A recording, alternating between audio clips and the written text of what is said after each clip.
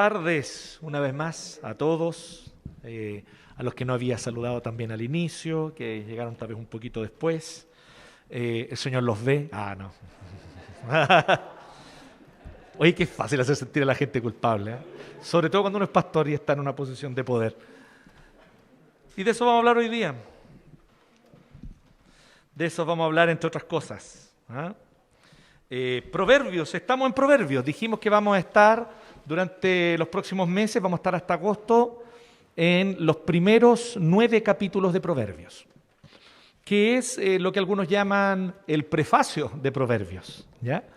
Pero es un prefacio riquísimo, ¿ya? Hay libros que son así, que el puro prefacio ya es así extraordinario, ¿cierto? Y este es el caso de Proverbios. Si este efectivamente podemos catalogarlo el prefacio de todo el libro, del capítulo 1 al 9, bueno, es un tremendo prefacio sin duda. Y vamos a estar entonces hasta agosto viendo parte por parte, texto a texto, párrafo a párrafo, toda esta sección. Y estamos hablando de cómo Proverbios nos quiere enseñar a tener calle, ¿cierto? Que es lo que nos falta a nosotros, ¿no? Porque nosotros tenemos un mal concepto de calle. Pensamos que tener calle es ser vivo nomás y ser... Pero en realidad, tener calle así de verdad, a la luz de lo que dice la palabra del Señor, es saber vivir. Y eso ya lo vimos. Y vimos la semana pasada este gran principio que aparece en Proverbios, pero que también aparece en un montón de otros textos más de la Escritura y que lo repite una y otra vez la Biblia. El principio de la sabiduría es el temor del Señor. El principio de la sabiduría es el temor del Señor. Y existe un personaje de la Biblia que me llama mucho la atención a mí, justamente por su sabiduría, él junto a sus amigos. Eran 4 jóvenes creyentes en medio de la capital del poder político, económico y militar de aquella época. Y ellos estaban allí aprendiendo con lo mejor de los conocimientos que habían en esa época.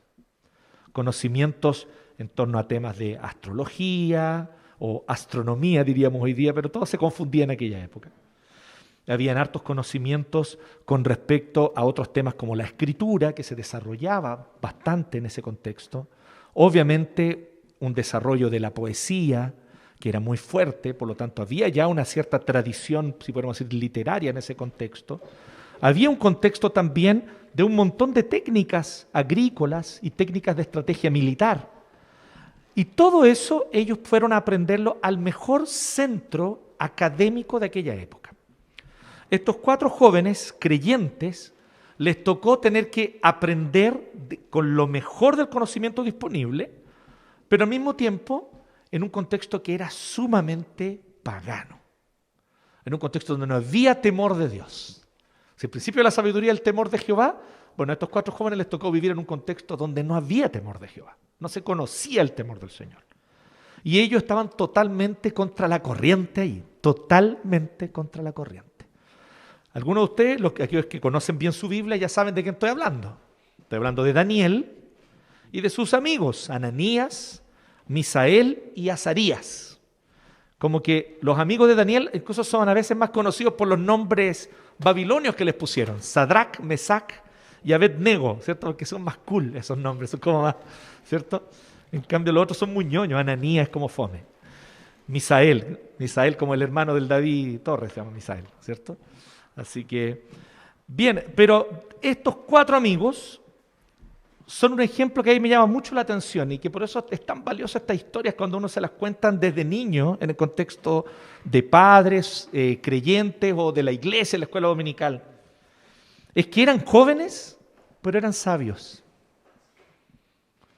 Rompiendo este mito de que solamente los viejos son sabios. Ellos eran jóvenes y eran sabios. Y una cosa sí que estamos leyendo, justamente estamos en el libro de Daniel, en el devocional familiar, entramos ahora esta semana, y una de las cosas que a mí me llama la atención es que nosotros siempre nos acordamos de las grandes hazañas de Daniel y sus amigos. ¿Qué es lo primero que se nos viene a la mente con Daniel? El foso de los leones, ¿cierto? Es como al tiro, así como sí. Y nos pasamos, y encima la historia siempre como que la cuentan a veces mala, la gente que no conoce bien la historia, que Daniel le cerró la boca al león. Y una vez le escuché a alguien, ¡qué maravilloso! Cómo la gente inventa, ¿no? Entonces, como el juego del teléfono, ¿cierto? Que eso les pasa por no leer la Biblia. Entonces, y esa historia a nosotros nos llama la atención. O de los amigos de Daniel, Sadrac, Mesac y Abednego, cuando los meten al horno de fuego. Entonces, como que todas esas cosas, esas grandes hazañas se nos quedan grabadas. Pero estábamos leyendo Daniel justamente capítulo 1 y me empecé a dar cuenta de que lo que hace que Daniel sea tan grande, porque pucha, fue grande Daniel, un gigante de la fe. Nosotros somos enanitos al lado de él. Era las pequeñas muestras de sabiduría y prudencia cotidianas también. Yo creo que eso no se nos puede pasar por alto. Miren, por ejemplo, en el capítulo 1, cuando vienen y le dicen así, ustedes tienen que comer de todo lo que el rey les está mandando. Pero ellos son judíos y tienen una ley muy clara en la ley de Moisés de que no pueden comer todas esas comidas, digamos. Entonces ahí el rey de Babel le ofrecía, qué sé yo, no sé, mariscos, le ofrecía cerdo, ellos no podían comer esas cosas. Y Daniel, con sus amigos, lo que más querían era ser fieles al Señor. Así que ellos tratan de razonar con la persona que está a cargo. Y él les dice, lo siento, lo que ustedes van a hacer, si ustedes hacen eso, y después los ven a ustedes más demacrados que los demás, al que le van a cortar la cabeza es a mí, pues les dice el jefe de los eunucos. Es súper interesante eso. Y entonces Daniel, miren que una cosa tan sencilla, le dice, hagamos la prueba por 10 días. Y ahí vemos. Es súper simple, ¿o no? Pero súper sabio. Nosotros estamos llenos de osadía e imprudencia. Y creemos que eso nos hace bacanes. Y creemos que eso es tener calle. Por eso es no tener calle en absoluto. Eso es ser necio. Es no saber cómo funciona la vida. Daniel era sabio en estos pequeños actos.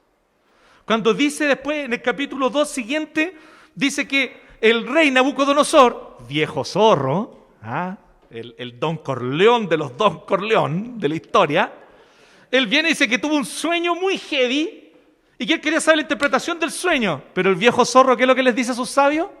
Díganme, ¿qué soñé? Y la interpretación. El viejo no era tonto. Él sabía que si los gallos son de verdad, me van a decir qué es lo que yo soñé. Los sabios se vuelven locos. No, pero ¿cómo? No, nadie. Y le dice algo que igual es cierto. Hoy nadie en todo el mundo pediría eso. Él dice, no, ya tomé mi decisión. Me tienen que decir qué soñé. Y entonces recién les voy a creer la interpretación del sueño. Porque cualquier chanturri te puede decir que el sueño significa que no sé qué, que el futuro, que la vida, que... ¿cierto? Entonces, Nabucodonosor, viejo zorro, astuto, malo. Malo como él solo, digo, Don Corleón queda chico al lado de Nabucodonosor. Así que él viene y da esta orden y los manda a matar a todos. Cuando agarran a Daniel, que era un suche, él no tenía idea de esto, no estaba en el palacio en ese tiempo, no estaba en la corte real. Él pregunta qué es lo que pasa, pero dice lo siguiente, Daniel 2, que Daniel le preguntó al jefe, al general que habían mandado, no me acuerdo si era un general o un comandante que había mandado a matar a los sabios, dice que le preguntó con mucho tacto, dice ese pequeño detalle. Eso es lo que hace a Daniel grande, ¿me entienden o no? Son esas cosas cotidianas, que él vino y supo acercarse a la persona con tal tono de voz, de tal manera, con tal pleitesía que es tan importante en la cultura del Oriente Medio, que él vino y le dijo, mire mi señor, ¿qué es lo que pasa? Explíqueme. Ahí él le explicó. Y así él pide un poco más de tiempo, ora, el Señor le reveló el sueño y conocemos el resto de la historia, los que han leído la Biblia, los que no. ¿No? ¿Pero por qué lo toman como un reproche? Porque lo dije en tono de reproche, ¿cierto? Sí, usted tiene calle. Muy bien. Ella tiene calle, ¿ven? ¿Se fijan? Por eso es grande la Jainis. Entonces, con estos ejemplos a mí me llama la atención porque de esto se trata la sabiduría y hoy día vamos a hablar de esto, que la sabiduría se busca temprano. Y creo que es el gran ejemplo que nos dejan Daniel, Misael, Azarías y Ananías. La sabiduría se busca temprano. Algunos de ustedes no han cumplido ni los 30 años de edad. Y les digo algo, hoy pueden aprender a ser sabios. Si algo nos enseña Daniel es que hoy es tiempo de buscar la sabiduría. Y vamos a ver tres razones, porque siempre son tres. No, pueden haber más, ¿Ya? Yo paré en los 3, porque si no estaríamos 1 hora y media aquí. Así que solo 3. 3 razones por las cuales la sabiduría se busca temprano. Y la primera de ellas, que nos dice desde el verso 8 al 19, vemos allí que aparece esta idea, no está explícita, tal vez como la palabra, pero sí da a entender algo muy interesante aquí, que es con respecto a las cosas que tú aprendes a amar. Así que esto es lo primero. La primera razón por la cual hay que buscar la sabiduría temprano, querido, querida, cada uno de nosotros que estamos hoy día aquí, es para no cultivar amores destructivos. Primero el Padre habla. Ya hablamos un poquito de esto y vamos a seguir profundizando en esta idea porque se va a repetir mucho. La importancia de escuchar a los mayores. La importancia de escuchar a los mayores. Nosotros pertenecemos a una generación donde la juventud es sinónimo de algo muy bacán que todos quieren, que todos anhelan, y se nos olvida que la juventud también es sinónimo de imprudencias, de muchos errores y de muchas impulsividades que cuestan caro. Queríamos tanto la juventud que hasta elegimos un presidente joven, como decía León Gieco. Queríamos un presidente joven. Bueno, pues si algo yo creo que tenemos que orar por nuestro presidente es que el Señor les dé hombres sabios que lo aconsejen. Porque donde tú ves en la Biblia, los gobernantes jóvenes, la gran mayoría de las veces, solo metieron la pata. Excepto aquellos que se aconsejaron por hombres mayores, que también los hay en la Biblia, como Josías. Con 8 años empezó a gobernar, pero tenía a su lado a un sumo sacerdote anciano que lo aconsejaba. Interesante eso. Entonces no estoy diciendo que hay una desgracia, presidente joven, no estoy diciendo eso, pero un riesgo. Entonces, ¿qué es lo que él necesita a su lado? Personas con sabiduría y experiencia.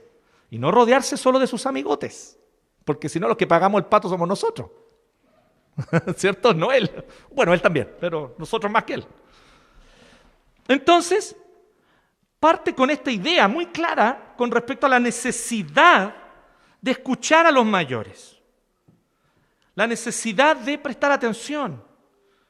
La necesidad de entender que ya el tiempo tal vez de la adolescencia, ¿cierto? De esa adolescencia furiosa, que es importante porque nosotros venimos y remarcamos nuestra identidad en ese periodo, de no, yo no voy a ser como mi papá, yo voy a hacer todo lo contrario de mi papá. Bueno, tiene que pasar esa furia adolescente en algún momento.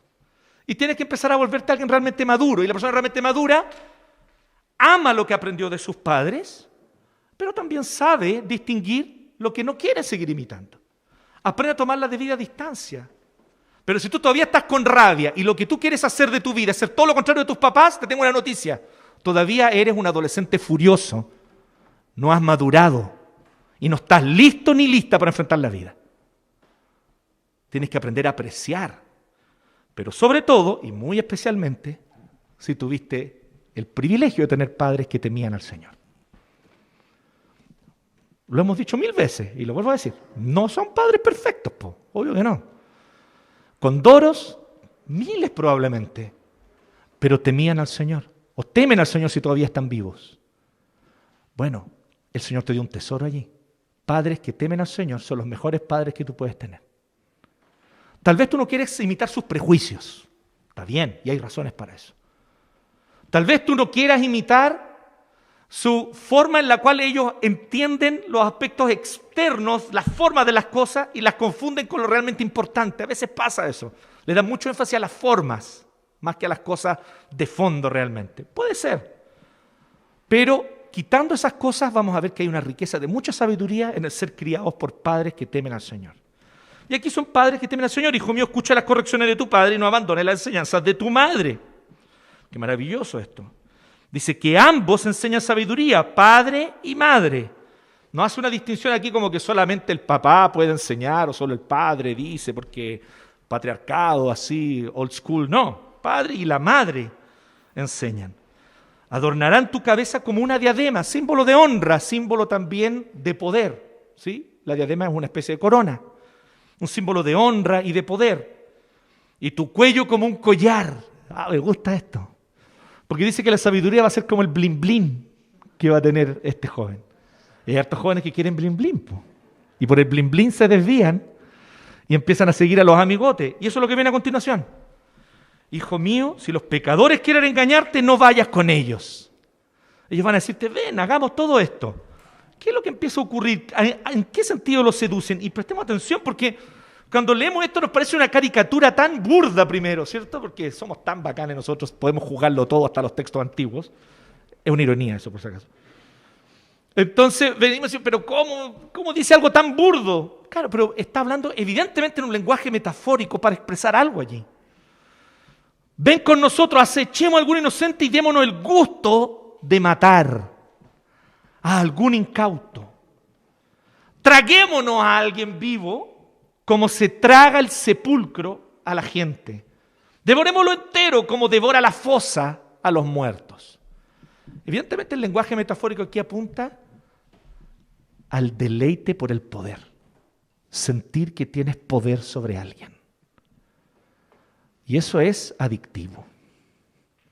Y es muy peligroso. Una de las cosas que estamos empezando a reflexionar de manera más abierta en este último tiempo, yo sé que tal vez no todos ustedes están al tanto, pero algunos sí saben un poquito, a raíz de un montón de casos de abuso en iglesias evangélicas de tendencia reformada en Estados Unidos. Ha hecho que muchos empecemos a pensarnos, claro, que la sana doctrina automáticamente no es una garantía de necesariamente una sana práctica, lamentablemente. Y muchas de estas iglesias donde se cometen abusos, se comete una mala forma de administrar estos abusos. Muchas veces no creyéndole a las víctimas y otras cosas más. Pero una de las cosas que está ayudando mucho a estos casos a darnos cuenta es algo súper relevante y muy importante. Que detrás del abuso, sí, hay un tema con la lujuria, pero no es el tema principal. El problema no es la lujuria, el problema es el poder. Es el deseo de sentir poder sobre otro. Y eso es especialmente tóxico. ¿Dónde uno aprende a sentir el placer del poder? En la juventud. A este chico aquí, hipotético, muy cabro, lo están seduciendo. Ven, sintamos el deleite del poder sobre alguien. Hacer daño por hacer daño. Eso es lo que está por detrás, porque yo no puedo concebir, porque cualquiera de ustedes puede pensar, cualquiera de ustedes que conoce en qué consiste la maravilla del regalo que Dios nos dio a través de la sexualidad, va a entender que no tiene nada que ver con ese regalo el aprovecharse de una compañera, por ejemplo, que está borracha, que tomó más de la cuenta. Pero muchas veces los amigotes ahí dicen, ahí está, pues está disponible, podemos hacerle lo que queramos. Horrible, ¿cierto? Horrible. Poder. Lo que hay por detrás es deseo de poder. Y eso no tiene nada que ver con el don que Dios nos dio de la sexualidad. Por ejemplo, hay un tema con el poder. Y podemos multiplicar los ejemplos en otro sentido también. Y obviamente está el tema de las riquezas también. Y eso es lo segundo lo cual apunta aquí. El aprender a amar las riquezas. No importa cómo vengan. Lo que importa es tener cash. Lo que importa es tener las lucas ahí a mano. Y esto tiene muchos rostros, tiene muchas cosas por hacer. Esto es lo que deleita al tema de la vida de delincuencia, digamos. Porque uno dice, claro, no, ¿por qué ser delincuente con el riesgo de que te tomen preso? Hay un riesgo allí, ¿cierto? Pero no es solamente un tema de la adrenalina y del deseo de ser malo. Hay cosas más profundas por detrás. Y una de ellas es que es plata fácil también. Con el desmantelamiento de un auto, son 500, 600 lucas, estoy pasando el dato aquí. 500, 600 lucas que te llegan. Si eres capaz de tomar 2 autos y llevarlos al que los desmantela por día, llegáis con un palo 200 a la casa, po. ¿Sí? Y no un palo 200 en un cheque, po. En los fajos. Los fajos. ¿Cierto? Obtendremos toda clase de riquezas, con el botín llenaremos nuestras casas. Y esta es una asociación ilícita, pues miren. Comparte tu suerte con nosotros y compartiremos contigo lo que obtengamos. Asociación ilícita. Aquí se originan las mafias, ¿sí? Así se originan. Pero ¿cómo comienza esto? Con algo en el corazón. Amor al poder, amor a las riquezas. Y por eso en el Nuevo Testamento es tan lapidario el dicho que dice el apóstol Pablo de manera tan clara, que raíz de todos los males es el amor al dinero. No al dinero, como dicen por ahí, porque eso está mal dicho, ¿no? Raíz de todo lo mal del dinero es una cosa, es un objeto, una cosa que en sí misma incluso no tiene valor. El tema es el amor al dinero. Allí está la raíz de todos los males. La raíz de todos los males es el amor. ¿Dónde tú aprendiste tal vez a amar la ganancia, a amar el lucro? A tal punto que tú eres capaz de ceder. Cedes un poquito aquí, cedes otro poquito allá, porque el lucro es bueno. La ganancia se ve buena, así que vale la pena. Y ni hablar del deleite por el poder. Bueno, este es el punto. Debemos cuidarnos de cultivar amores que después nos van a destruir. Porque ¿qué dice entonces? ¿Cómo concluye este padre sabio? Le dice así, verso 15, pero no te dejes llevar por ellos, hijo mío. Apártate de sus senderos. ¿Por qué? Pues corren presurosos a hacer lo malo, tienen prisa por derramar sangre. De nada sirve tender la red a la vista de todos los pájaros. Claro, si yo pongo una trampa, que todos los pájaros se den cuenta que es una trampa, los pájaros no se van a posar ahí. Tengo que esconder la trampa para que entonces caigan en ella, ¿cierto? Bueno, dice que ellos acechan su propia vida, están poniéndose una trampa a sí mismos y a la vista de todos. Y acabarán, ¿por qué? Por destruirse a sí mismos. Así terminan los que van tras ganancias malavidas. Por estas perderán la vida. Me encantaría poder decirles a ustedes, queridos, queridas, que todos los hijos de creyentes que tuvieron un papá o una mamá sabia siguieron estos consejos, pero no es así. Cuando hemos ido a la cárcel, hemos acompañado a nuestros hermanos del ministerio carcelario, entonces se acerca todas las veces, se te acerca alguien nuevo en el patio y te dice, oiga hermano, oiga pastor, ore por mí. Mi mamita ora por mí todos los días porque mi mamita es cristiana.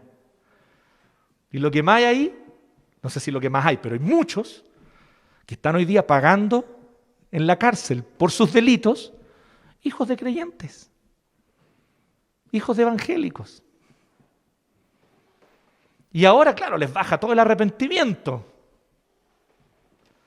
Entonces, hay destrucción en este camino. Y es seductor este camino. Tener padres cristianos mágicamente no te va a librar de esto si tú no tomas las decisiones correctas. Eso es lo que está diciendo Proverbios. Nos está invitando a cuidado. No cultives amores destructivos. Entonces, ¿dónde está el contraste? El contraste está, a mi modo de ver claramente, en el 9. Volvemos al 9. Dice que la riqueza, las enseñanzas de tu madre, las correcciones de tu padre, en unas palabras, la sabiduría, va a adornar tu cabeza como una diadema. La sabiduría va a ser tu tesoro. La sabiduría te va a dar la honra y el poder que ninguna riqueza puede darte. Y que ciertamente el ejercer el poder de mala forma tampoco te puede dar. Es el poder de saber que temes al Señor, que confías en Él y que Él guía tu vida y tu camino. Es la riqueza de saber que el Señor es quien provee y Él es quien te cuida. Por lo tanto, eso te provee contentamiento. No necesito llegar todos los días con 500 lucas, un palo, 2 palos en fajos de billetes a la casa para sentirme poderoso. No necesito hacer eso. Siento que mi vida está segura porque está en las manos del Dios vivo. Siento que mi vida está segura porque el Señor me cuida y me provee. Sí, a lo mejor este mes apenas llegamos y alcanzamos a pagar las cuentas y nada más. Ni hablar del aceite. Pero algo de aceite podemos llevar a la casa. Y eso fue porque el Señor sustenta a sus hijos. Esta seguridad Es mejor que sentir que tienes el poder de una gran cuenta bancaria o de mucha plata debajo del colchón. Eso es lo que está diciendo Proverbios. La sabiduría va a ser tu riqueza. Y de hecho la sabiduría es la mayor riqueza. Entonces, si vamos a aprender a amar algo, aprendamos a amar la sabiduría. Pero cuídate de amar el poder, porque empiezas a amar el poder desde muy joven. Y después te empieza a gustar, te queda gustando. Y empiezas a traspasar límites que tú hasta ahora tal vez los tienes. Pero el día de mañana, puesto en la encrucijada, no vas a dudar en traspasar ese límite, porque amas el poder.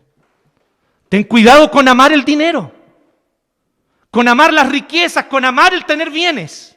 Porque los que aman el tener bienes, hoy tal vez tienen límites, pero el día de mañana por obtener más y mejores bienes, van a traspasar ese límite, violentando la vida de otros y destruyendo la propia. Y caramba que hay hijos de cristianos en eso. Muchos, muchos. Por lo tanto, cultivemos amores, pero que sean amores que realmente edifican. El amor a Dios sobre todas las cosas, ciertamente, y el amor por la sabiduría. Así que este es el primer motivo. Busquemos la sabiduría temprano, ¿por qué? Para no cultivar amores destructivos. En segundo lugar, busquemos la sabiduría temprano porque, una razón súper sencilla, la sabiduría está disponible. Es muy heavy esto, pero la sabiduría está disponible. ¿Ustedes se acuerdan cuando Jorge González, no me refiero al Coque, me refiero a Jorge González, a don Jorge González, decía, a otros enseñaron secretos que a mí no. A otros dieron de verdad esa cosa llamada educación. Ellos pedían esfuerzo, pedían dedicación. ¿Y para qué? Para terminar pateando piedras. Esa canción solo se puede haber compuesto en Chile. ¿Qué canción más chilena? ¿Cierto? Es más que si vas para Chile, esta es más chilena. Porque efectivamente muestra un poquito lo que ocurre en esta gran Babilonia donde nos toca a nosotros vivir. Nosotros, los creyentes, y este es el error que yo creo que cometen muchos evangélicos. Los evangélicos toman textos que el Señor entregó en el Antiguo Testamento para que el pueblo de Israel los viviera en su tierra prometida. Y creen que se aplican así sin interpretación, sin hermenéutica, de manera, por así decirlo, directa, lo aplican de inmediato a las realidades que nosotros vivimos. Y si ustedes me preguntan a mí, yo creo que nosotros no vivimos en la tierra prometida, vivimos en la Babilonia. Entonces esa cuestión, por ejemplo, de, si se humillare mi pueblo y clamar, entonces vendré y sanaré su tierra, ¿cachai ese versículo? Este típico versículo para llamar al avivamiento. Honestamente, yo no creo que aplique a nuestra vida en Chile ni en cualquier país, digamos. Yo creo que a nosotros aplica, qué sé yo, el mensaje de Jeremías a los exiliados en el capítulo 29, que ya lo vimos hace unas semanas atrás. O aplica la sabiduría de Daniel en medio de un pueblo pagano viviendo con sabiduría. ¿Por qué digo esto? Porque aquí claramente Proverbios está para ese contexto, el contexto de la tierra prometida. El contexto es para el pueblo de Israel, la iglesia del Antiguo Testamento, en el contexto de vivir en la tierra prometida. Y en ese contexto estaba la ley, estaba la Torá, y por la Torá se regían los juicios. Y por la Torá se ponían de acuerdo, o eran los principios bajo los cuales se ponían de acuerdo los ancianos de la ciudad en las puertas, para deliberar acerca de los temas cotidianos de la ciudad. Maravilloso ese ambiente, pero no siempre se da. En ese contexto, claro, la sabiduría clama en las calles. En ese contexto, la sabiduría está en lugares públicos, levanta su voz. En ese contexto, la sabiduría clama en las esquinas transitadas y a la entrada de la ciudad razona. En ese contexto, sí. Y en el nuestro, fíjense en esto, no fue excusa para Daniel y sus amigos. Eso es interesante, ¿no? Ellos estaban en Babilonia, donde la sabiduría no andaba en las calles, lo que andaba en las calles era violencia, abuso de poder, tiranía, eso había en la Babilonia. Pero ellos aún así vivieron sabiamente, porque sabían cuál era su comunidad y reconocían cuáles eran los valores de esa comunidad. Lo que te quiero decir es lo siguiente, la sabiduría está disponible, eso es un hecho.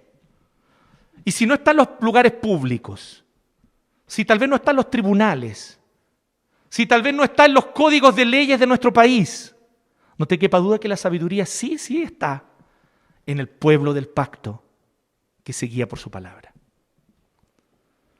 Y está disponible. Y ella dice lo siguiente: ¿hasta cuándo, muchachos inexpertos? Ahí cabemos casi todos nosotros. Seguirán aferrados a una experiencia. ¿Hasta cuándo ustedes, los insolentes, se complacerán en su insolencia? Esto de creer que me las sé todas, ¿no? Porque esa es la característica del insolente. Pues yo me las sé todas. Hablamos sobre esto la semana pasada. ¿Cuál es uno de los principales enemigos, sino el principal enemigo de la sabiduría? La frasecita de 2 palabras: lo sé. Lo sé. Si ya sé, ya. Eso yo sé. Es el principal enemigo de la sabiduría. Y es la frase que más dicen los adolescentes. ¿Se han fijado, no? Así que si usted la dice mucho, usted es un adolescente. ¿Hasta cuándo ustedes, los necios, aborrecerán el conocimiento? ¿Pero qué está haciendo la sabiduría? ¿Lo está rechazando? No, miren, lo está invitando. Respondan a mis reprensiones. Yo les abriré mi corazón. Les daré a conocer mis pensamientos.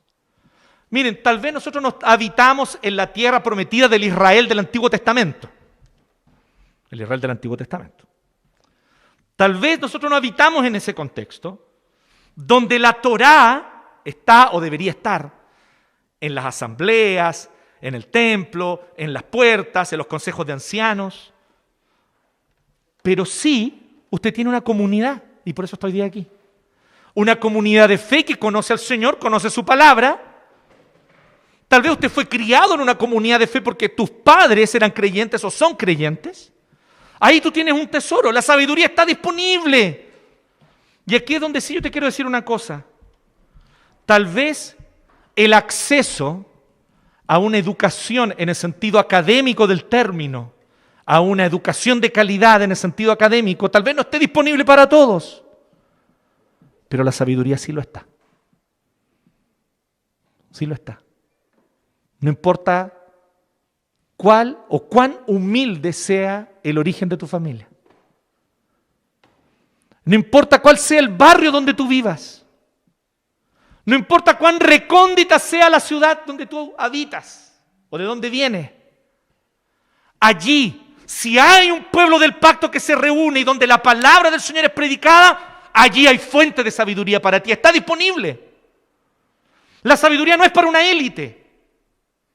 La sabiduría no es para unos pocos privilegiados. La sabiduría quiere estar al alcance de todos. ¿Se acuerda que la semana pasada hablábamos sobre la sabiduría de un zapatero en el barrio Franklin? O la sabiduría de un campesino allá en una pequeña ciudad de Chillán para adentro. Personas que eran reconocidas por su sabiduría y la gente acudía a ellos para adquirir conocimiento y sabiduría. Personas sin títulos. Sin títulos. Sin méritos académicos destacables.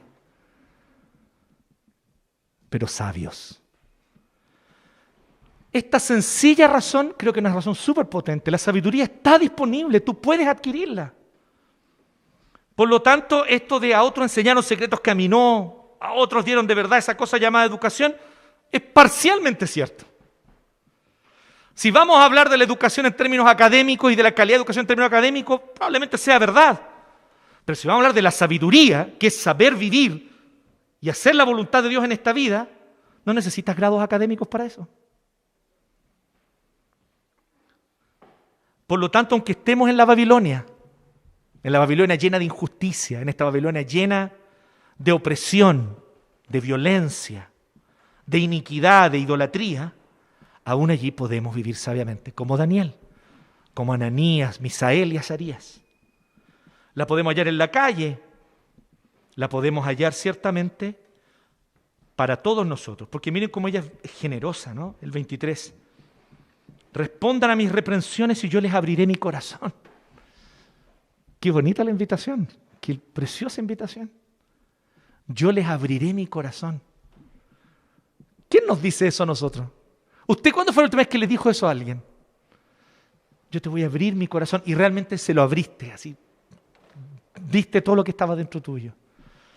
Se requiere un acto de mucha generosidad para hacer eso, ¿por cierto? Uno no hace eso con cualquiera. Aquí dice que la sabiduría hace eso con nosotros, abre su corazón. y nos da a conocer sus pensamientos. Es generosa.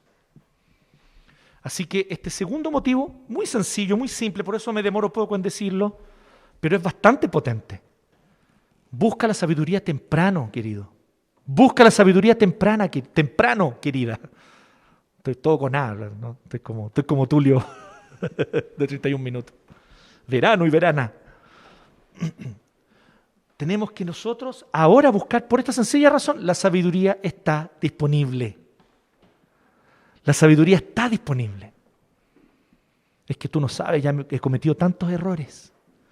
¿A quién está llamando aquí? Mire, ¿leyó usted con atención el 22? ¿A quién está llamando? Al inexperto, vos. Es que tú no sabes que han sido tantas las insolencias que yo he cometido. Pero está llamando a los insolentes, te está llamando a ti. Pero es que tú no tienes idea cuántas decisiones necias yo ya tomé en mi vida. Y la sabiduría te dice, pero a ti necio, a ti te invito, te está invitando a ti, po. Yo no te voy a adorar la píldora, tal vez sí eres necio. Tal vez sí eres necia y te has comportado de manera necia gran parte de tu vida. Pero ¿sabes cuál es la invitación que la sabiduría te hace? Ven a mí, ven ahora. Yo te enseñaré. Está disponible. Qué maravillosa noticia, ¿cierto? En tercer y último lugar, una tercera razón para buscar la sabiduría temprano es simplemente esta. Porque más tarde puede ser demasiado tarde. Búscala ahora. No, pastor, es que mira, ahora no puedo. Soy joven y tengo tanto para vivir. Este es mi momento para reventarme. Este es mi momento para hacerlo todo. Este es mi momento para gozar la vida. Qué heavy eso. Porque es una actitud muy necia, porque tú no sabes si realmente ese después, ese mañana va a estar disponible para ti. Es que ahora tengo que disfrutar las cosas. No, espérate. La sabiduría no es una invitación a vivir una vida aburrida, insípida. Si tú tienes ese concepto de sabiduría, no sabes nada de la sabiduría. La sabiduría es lo que te permite vivir una vida que realmente es gozosa, que se disfruta. Una vida que se goza. Es interesante, yo entiendo esto. Yo entiendo que en el mundo occidental tenemos una idea muy heavy con respecto de comparar la espiritualidad con el sufrimiento, ¿no? Tenemos una idea muy extraña porque escuchaba yo una entrevista a un educador que viene de formación cristiana, él, pero un importante educador brasileño, y él decía una cosa súper potente que era cierto. Él decía, ¿se han fijado que cuando la gente hace una manda y le promete algo a Dios? Dice, ya, Señor, si tú me sanas a mi abuelita que está enfermo, yo voy a hacer. La gente no promete cosas placenteras. Por ejemplo, dice así, yo voy a leer un poema de Benedetti cada tarde. No, pues no. ¿Qué es lo que prometen?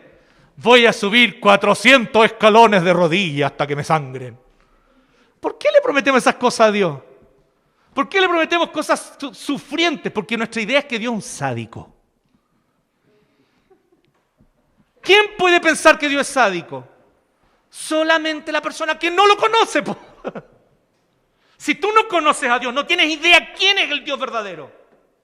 Tú vas a pensar que Dios es sádico, entonces vas a decir, no, es que Dios debe querer cosas como esa. ¿Me entiendes o no? ¿Qué tal una promesa como esta? Señor, si tú me sanas a mi hermana, a mi abuelita, voy a hacer el amor con mi esposa todas las noches. Y renunciaré a todo mi placer para darle placer solo a ella. ¿Qué tal? Esa sí es una buena promesa. ¿Me entienden o no? Pero las mandas son así como, no, y me voy a pegar en la espalda con un látigo. Y no, voy a ir en bicicleta hasta Los Vázquez.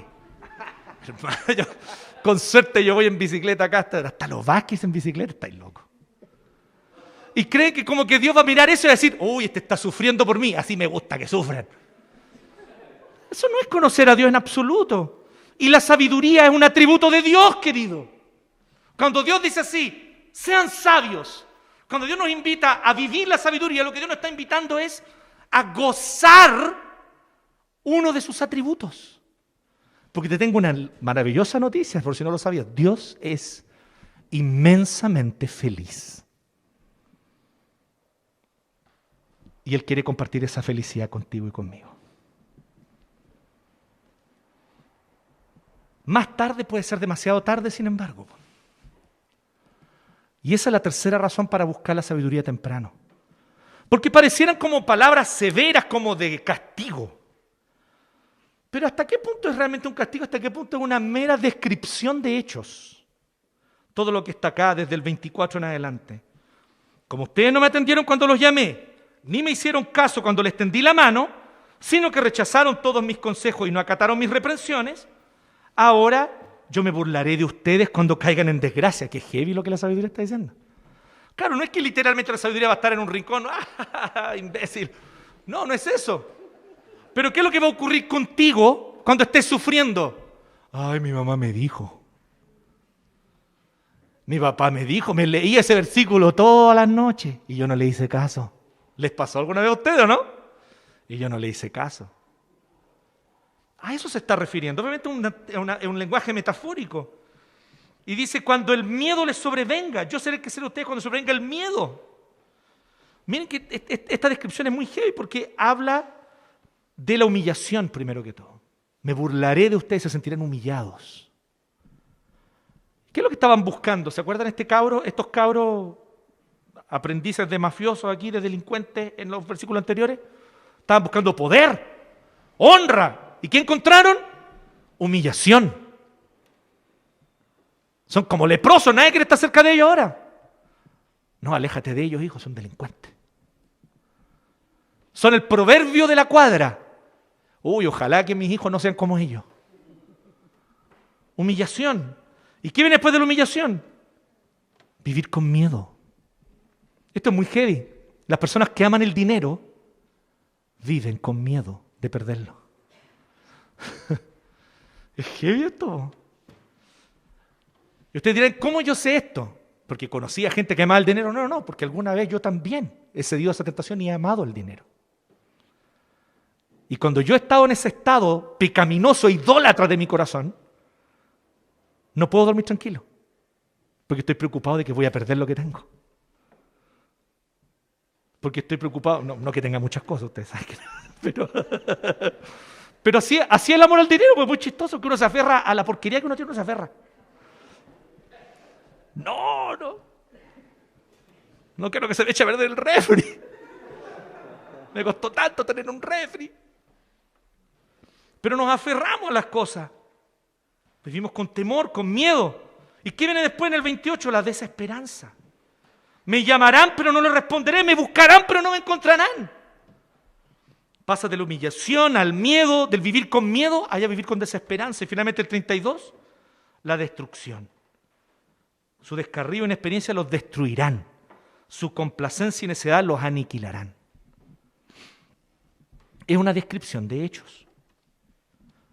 Pero miren cómo el 31 lo dice, que yo creo que el 31 lo pone de una manera muy, muy precisa. Cosecharán el fruto de su conducta. Eso es, querido. ¿Me siguen o no? Cuando yo estoy todo el tiempo actuando por amores desordenados en mi corazón, voy a terminar cosechando lo que estoy sembrando. Si eso es evidente. Si todo el tiempo en mí hay actitudes de egoísmo, ¿qué es lo que yo voy a terminar cosechando? Egoísmo. ¿No les llama la atención eso? Ustedes conocen historias como esta. Estoy seguro que, sobre todo ustedes que tienen un poquito más de años, ya han conocido varias historias como esta. De gente que ama tanto algo que no lo tiene nunca. Porque lo ama demasiado. Y porque incluso cuando lo tiene, parece que su corazón no está satisfecho. Está siempre con ingratitud, siempre con queja. Yo conozco gente que buscó toda su vida ser honrados, ser reconocidos y que la gente los admirara. Conozco un caso. Es muy triste hasta cierto punto. De una persona que lo que más quiere, lo que más quería, ser reconocido. que la gente lo admirara y lo reconociera. Y él pensaba, me van a reconocer o cuando tenga un título respetable, profesional, o cuando yo tenga un cargo importante en un trabajo y que todos respeten. Así que esta persona ha buscado y buscó durante toda su vida esas dos cosas. Y no logró ninguna de las dos. Ahora, aquí es donde viene la paradoja interesante. ¿Por qué no logró entrar a la universidad y sacar ese título respetable que tanto anhelaba? Porque decidió casarse joven con una persona que es su esposa. Hasta el día de hoy, se casó con ella y se hizo cargo de ella y de su hijo que ella tenía. Ella tenía un hijo anterior. Y lo crió como propio. Si ustedes me preguntan, ese solo hecho hace que este tipo sea un tipo tremendamente admirable para mí. Porque lo crió además, déjenme decirle, crió a ese hijo con mucho amor y con mucho respeto. Y después tuvieron otro hijo como fruto de ese matrimonio.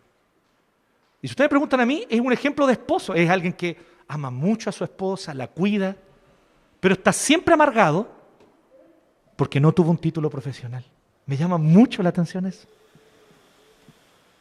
¿Ustedes conocen gente así? Que parece que la riqueza la tienen delante suyo y no la pueden reconocer. La verdadera riqueza. Y sus corazones viven en amargura y en dolor porque anhelan algo que no han podido obtener en vez de gozarse en aquello maravilloso que Dios ya les dio. Y que si ustedes me preguntan a mí, lo hace una persona mucho más respetable. Porque lo que yo conozco de tipos miserables, desgraciados con su familia, con grandes títulos, y él es un hombre de familia, íntegro, que ama a su esposa, a sus hijos, pero siempre amargado porque no tuvo un título. Miren, esto es solo un ejemplo y podría citar mucho más. Entonces, ¿qué dice el 31? Dice, cosecharán el fruto de su conducta, se hartarán con sus propias intrigas. Es lo que produce la idolatría en nuestros corazones. Se cosecha lo que sembró. Personas a veces, por ejemplo, hay personas que viven de sacar ventajas de otros. ¿Y qué es lo que terminan siendo? Terminan siendo víctimas de otros que sacan ventajas de ellos. Viven de buscar reconocimiento y lo que obtienen es constante humillación. Y terminan sumidos en sus propias intrigas. Porque esto es lo que pasa con nuestros ídolos, queridos. Con esos amores desordenados, con esas cosas que amamos y no deberíamos amar, como el poder, el dinero, la riqueza, el reconocimiento. Son cosas que no son malas en sí mismas, pero que no deberíamos amarlas. Y por amarlas, entonces, ¿qué es lo que ocurre? Pecamos de idolatría. Yo te tengo una noticia. Nuestros ídolos nos devoran. Tus ídolos van a terminar devorándote. Y van a quedar los puros huesitos tuyos. Entonces, ahora es el tiempo. Busca la sabiduría temprano porque más tarde puede ser demasiado tarde. La invitación sigue siendo la misma, lo mismo que vimos cuando partimos la semana pasada. Amar a Dios, a asombrarnos ante Él, temer al Señor. ¿Se acuerdan que hablábamos de la palabra temor allí?